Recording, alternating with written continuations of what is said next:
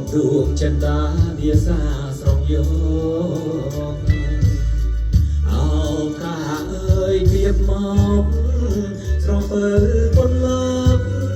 ឲ្យបងពេលផងរីកធ្វើអ្វីទៅ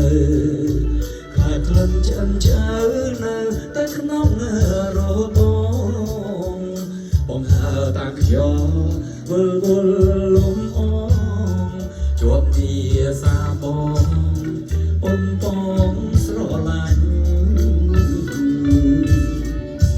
នាងអពីណាដៃឈោបែបការប្រាថ្នាស្រងក្លិនអើបងអើយចប់សិនប្រឡងមានឆ្អិនអត់មិន